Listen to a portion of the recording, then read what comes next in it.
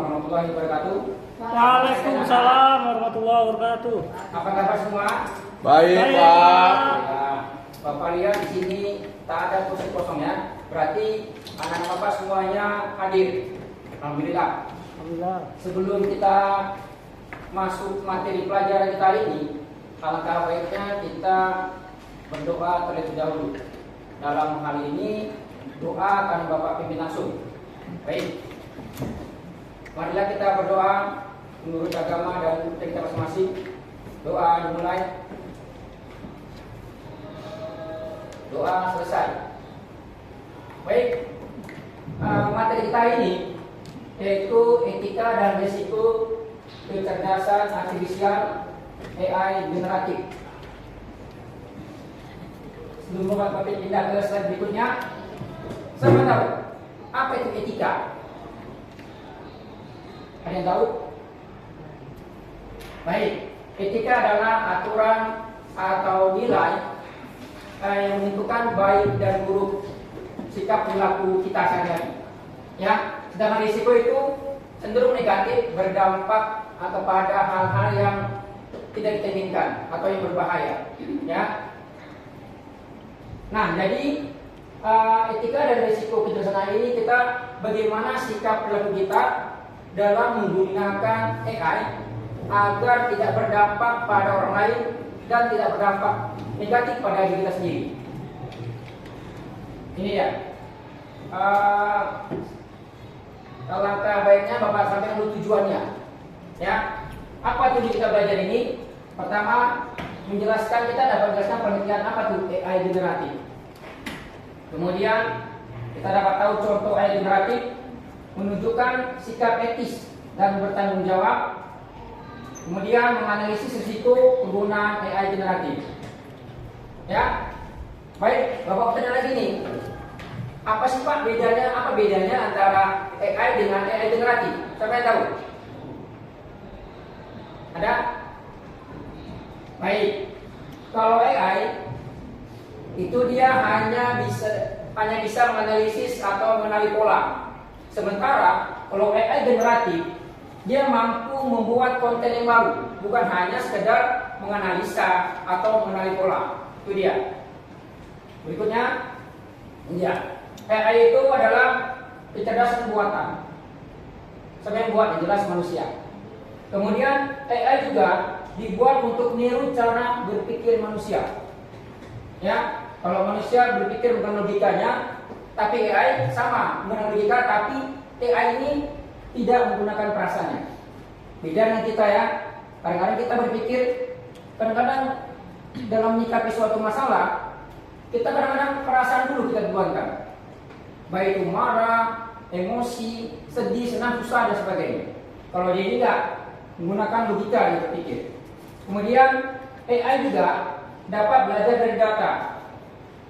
Artinya dia mampu menganalisis data yang diberikan kepadanya. Ya, mengenali pola tanpa terlebih dahulu diprogram atau diproses. Tanpa terlebih dahulu diprogram. Baik, berikutnya. Ini ya. Apa itu AI generatif? Seperti Bapak bilang tadi, AI yang dapat membuat konten baru. Kemudian, apa itu kontennya? Bisa berupa teks, gambar, suara, atau video. Contohnya apa?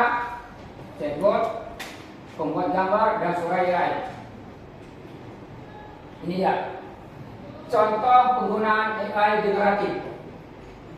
Pertama, dapat membantu membuat ringkasan pelajaran. Kedua, membuat ilustrasi atau gambar dari teks. Seperti kalau kita menggunakan prompt, itu kita bisa masukkan promptnya. Bisa kita buat gambar dari prompt yang kita masukkan. Ya. Kemudian membantu menjawab pertanyaan. Seperti ChatGPT ya. Kemudian membuat ide, tulisan atau cerita. Nah, apa itu etika digital? Tadi etika udah Bapak sampaikan di depan tadi, yaitu aturan sikap yang baik dalam menggunakan teknologi agar tidak merugikan diri sendiri dan orang lain. Contohnya, menggunakan bahasa yang sopan. Biasanya kalau anak-anak kita sekarang ini, kita sekarang sebagai siswa umpama, kadang-kadang dalam menggunakan AI ini karena untuk mendapatkan viewer atau keuntungan, kita menampilkan bahasa-bahasa yang kontroversi agar orang tertarik melihatnya. Sekarang kan gitu. Kalau biasa-biasa aja orang nggak tertarik melihatnya. Tapi kalau yang sifatnya berlebihan, ya maka akan tertarik. Biasanya cenderung ke arah yang negatif. Ya, kemudian tidak menyebarkan hoax atau berita palsu.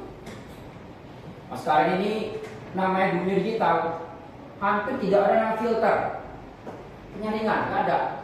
Saya mau nyari ini, nyari informasi ini, benar atau salah, dengan cara cek dan dicek kembali, cek dan dicek informasi tersebut.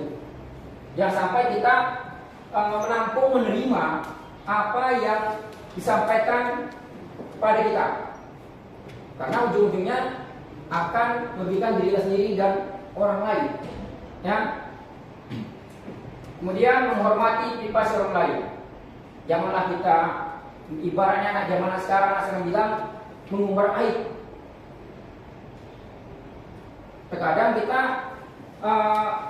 ingin mendapat respon, kita ingin dapat perhatian, kita mengumbar aib orang.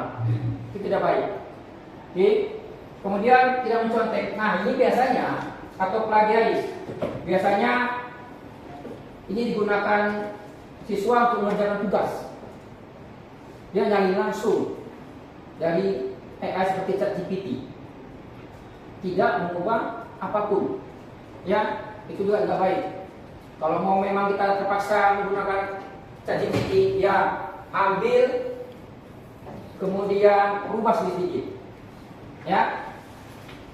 Kemudian tidak melakukan perundungan, cyberbullying.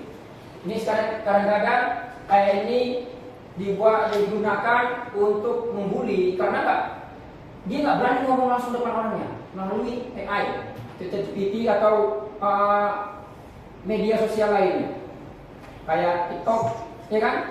Banyak kita lihat sekarang orang saling membuli, menghina melalui AI di TikTok diantaranya. Ya, baik. Kemudian ini dia etika tadi menggunakan AI generatif, tidak menyalin hasil AI secara langsung. Tak lupalah kata seperti ibarat ATM, ya, ambil, tiru, dan rubah sedikit. Kemudian menggunakan AI sebagai alat bantu, bukan sebagai utamanya. Kemudian mencantumkan sumber jika diperlukan dan menjaga data pribadi. Ini dia risikonya, informasi tidak sama benar, menimbulkan ketergantungan. Kemudian plagiarisme, kemudian penyebaran hoax dan pelanggaran privasi. Risikonya ini dia, nggak jujur dia pada saat ujian, ya, kemudian menerima informasi yang salah, kemudian tergantung teknologi, bisa tergantung teknologi, malas belajar jadinya, ya. Baik, ini ada kasus sedikit. Seorang siswa menggunakan AI untuk membuat tugas dan mengumpulkannya tanpa dirubah. Pertanyaannya, apa masalah kasus ini? Kemudian, di situ apa yang terjadi? Dan bagaimana sikap yang seharusnya? Nah, di RKPD ada Bapak serahkan jadi itu ada soal-soal yang akan kalian kerjakan nanti, ya. Kerjakan di kelompok. Oke. Baik. Yang siap silakan ke depan untuk presentasi. Baik, terima kasih presentasinya, tepuk tangan dulu bagi yang presentasi bagus. Nah, kesimpulannya materi ini adalah AI generatif memiliki manfaat dan risiko. Etika sangat penting dalam penggunaan AI dan pelajar harus menggunakannya secara bijak. Baik, terima kasih para anak bapak semua. Mari kita tutup sama-sama mengucapkan alhamdulillah. Materi hari ini sampai di sini. Untuk bab berikutnya kita masuk ke bab 8. Terima kasih. Assalamualaikum warahmatullahi wabarakatuh.